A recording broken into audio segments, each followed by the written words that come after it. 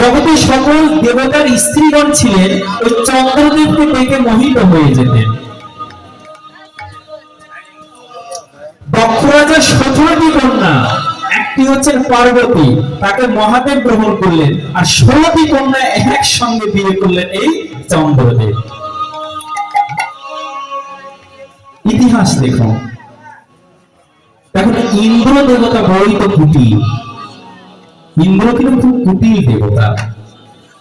উনি এখন চিন্তা করলেন যে এইভাবে যদি চন্দ্রদেব ঘুরে বেড়ায়, আমাদের সকলের গৃহীত স্ত্রী রয়েছে, তাকে দেখে তো মোহিত হয়ে যাবে।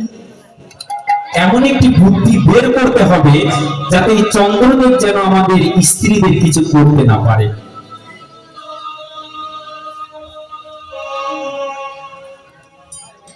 তাই করলেন কি, ওই চন্দ্রদেবকে ইনভাইট করলেন, নিমন্ত্রণ করলেন, করে বললেন কি সমস্ত দেবতা গণের স্ত্রীগণকে ডাকলেন।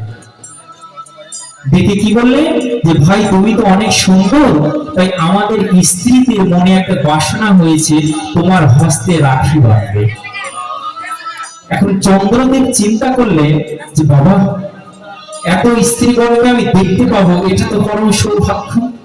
উনি আর বুঝতে পারেননি যে রাখি শব্দের অর্থ কি, এটা ওনার মনে নাই। উনি চন্দ্রদেব বসেছে, দেবতাগণের স্ত্রী একে একে এসে হাতে রাখি বাঁধছে আর কপালে ফোঁটা দিচ্ছে। যখন রাখি বাঁধছেন, ফোঁটা দিচ্ছে, তখন সম্বন্ধটা কি হয়ে গেল? কি গো মা, ভাই ফোঁটা, এই তো মনে পড়েছে। তখন সকল স্ত্রীগণ চন্দ্রদেবের বোন হয়ে গেলেন, ভাই হয়ে। চন্দ্রদেব সকলের ভাই হয়ে গেলেন। সকলে যখন ভাই হয়ে গেলেন, দেবতারা আমাদের কি হয়? পিতা সম, আর দেবতাগণের স্ত্রী হচ্ছে মাতা সম। মায়ের ভাই কি হয়?